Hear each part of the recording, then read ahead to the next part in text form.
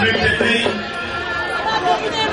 teew fii ci Dieuppeul Derklé nga xam ni ñëpp xam nañ ni c'est une section pilote du Parti démocratique sénégalais. Elle est la première commune avec la commune de Fann Point E à avoir gagné les élections locales de 96 alors que nous étions dans l'opposition. Kon maa ngi nuyu responsable yi maa ngi nuyu notre frère le ministre d'État Ablaye Faye, le lion de Dieuppeul, di nuyu le président Cheikh Ndiaye, di nuyu le secrétaire général de la section notre frère Tounkara, di nuyu les responsables des femmes Soxna Dieng, Amou Ndiaye, Karo Kamara,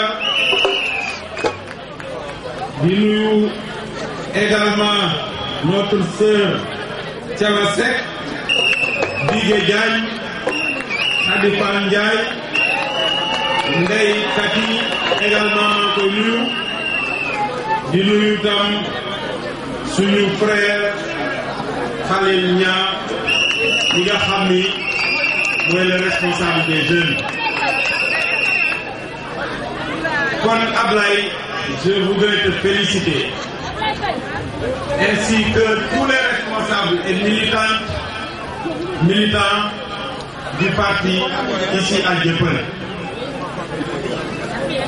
La consigne qui a été donnée par notre secrétaire général national, c'était de faire l'unité partout à Dakar. Ici, je peux dire que cette unité est réelle et vous avez décidé ensemble de gagner et de fêter la victoire ensemble ici à Dieuppeul. Kon mbokk Dieuppeul Derklé yéen juumu leen ndaxte Sénégal suñu réew dafa nekk réew boo xam ni mën nañu wax ni depuis 11 ans nit ñi gis nañu changement yu rëy dans tous les domaines. Dama wax ni réew pour nga bâtir ko dafa am ay fondation yoo xam ni boo ko deful du sotti. Bi maître Abdoulaye Wade ñëwee wax naa ni ci dans le domaine de l'agriculture nga xam ni réew bala muy mën a wax dara dafay mën a am une maîtrise de ses produits alimentaires. Notre pays avait une production de riz de 100 à 130 000 tonnes. Aujourd'hui, nous en sommes à 600 000 tonnes. Notre pays n'a jamais connu la culture du blé, alors que tout le monde sait que la consommation de farine est très importante au Sénégal. Abdoulaye Wade a fait que le blé aujourd'hui est cultivé dans la vallée du fleuve Sénégal. Beaucoup d'autres produits, j'aurais cité beaucoup d'autres produits. Aujourd'hui, nous sommes autosuffisants en matière d'oignons. Si les infrastructures de conservation sont mises en place avec le septennat qui va venir, le Sénégal va commencer à exporter des oignons. C'est la même chose pour la pomme de terre. Et tous les autres produits, j'aurais continué à citer tous les autres produits pour vous montrer dans ce domaine les efforts que les différents gouvernements mis en place par le président Abdoulaye Wade ont réalisés ici au Sénégal. Dans le domaine de l'éducation également, vous savez que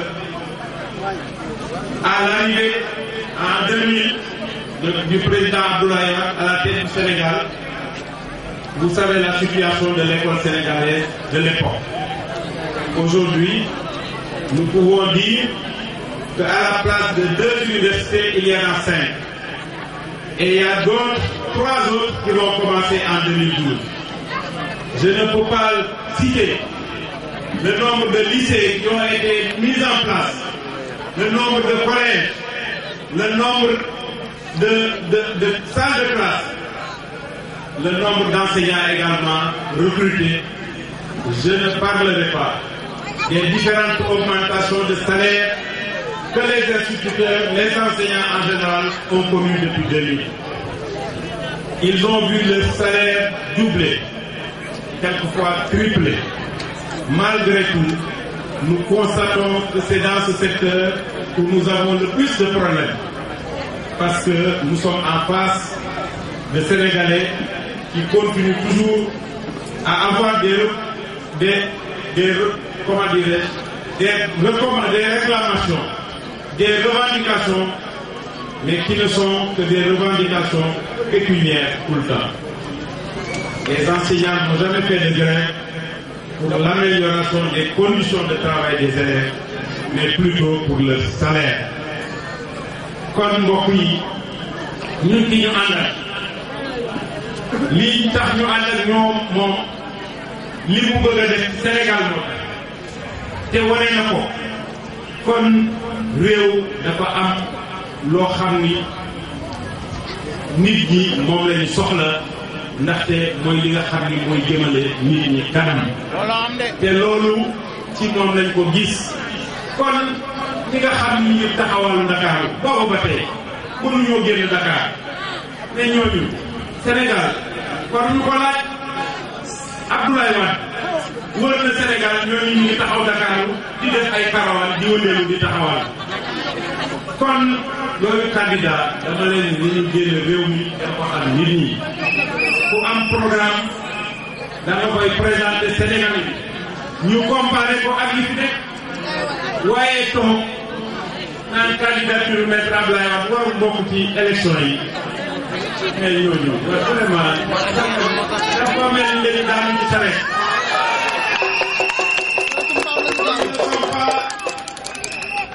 ils ne sont pas respectueux des institutions du Sénégal. Le Conseil constitutionnel a déjà statué en la matière. C'est derrière nous.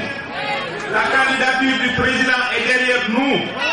Nous, notre seul objectif, c'est le 26 février. Et Inch'Allah, ce que nous avons vu depuis le début de la campagne à travers Dakar nous montre que les populations avaient commis une erreur. Et aujourd'hui, cette erreur est reconnue. Je félicite au passage tous nos frères et sœurs de Benno aujourd'hui qui ont décidé de venir travailler avec nous ici à Dieuppeul. Je crois que tout au long de notre campagne, nous avons vu la même situation un peu partout. Et la plupart des gens reçus par moi-même de Benno, des conseillers, dans l'ensemble des communes de Dakar, même hors de Dakar, montrent aujourd'hui que nous avons le bon choix. Nous avons le meilleur candidat. Nous avons le candidat qui rassure. Kon Ablaye kontaan naa trop maa ngi félicité surtout jigéenu Dieuppeul di félicité jeunes yi di félicité tous les jeunes di félicité responsables yi surtout ndax unité bi ngeen def c'est important Ablaye démb maa ngi woon Sorano. Tous les responsables du plateau, Farba Senghor, Fadel Gaye, Diop Sy, ont fait le serment de travailler la main dans la main. Aussi bien pour l'élection présidentielle que pour les législatives parce qu'elles sont aussi importantes que cette élection. il faut que cette unité soit gardée. Il ne faut pas que certains responsables soient tentés par les listes des législatives pour recommencer la même chose que 2009 en faisant des listes parallèles. Ce qui nous a fait perdre des peuples, ce n'est pas parce que nous sommes minoritaires, nous sommes toujours majoritaires. Mais il y avait plusieurs listes de notre parti, c'est pourquoi nous avons perdu des peuples. Et dans tout Dakar, c'est la même situation. Au plateau, nous avions plusieurs listes. Ailleurs, aux HLM, à la Gueule Tapée, à Ouakam, un peu partout dans Dakar, le parti a été confronté par plusieurs listes dissidentes qui ont concurrencé la liste de la coalition SOPI.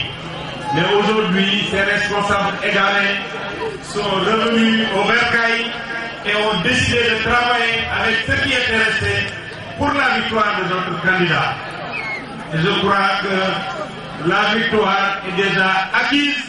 Nous pouvons commencer à la fêter parce que nous avons vu en face des gens qui ne veulent pas aller en élection, qui demandent le report de l'élection, mais l'élection ne sera pas reportée.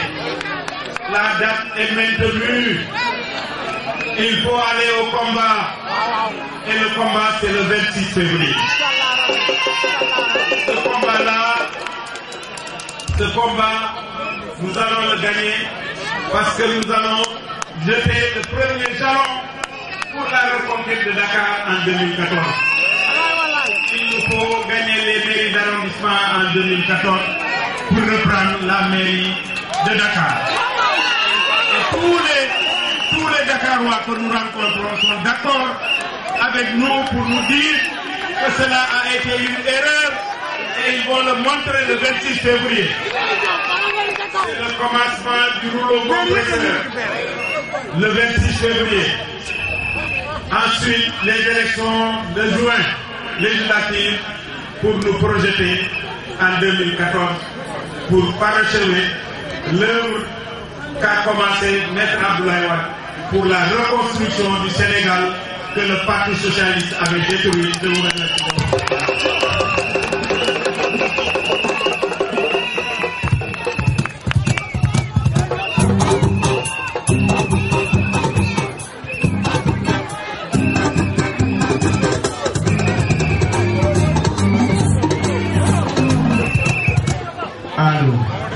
Nous remercions tout le monde, surtout la Sono. La Sono a été très bonne. C'est de très bonne technicien. Tout le monde, merci beaucoup. Son.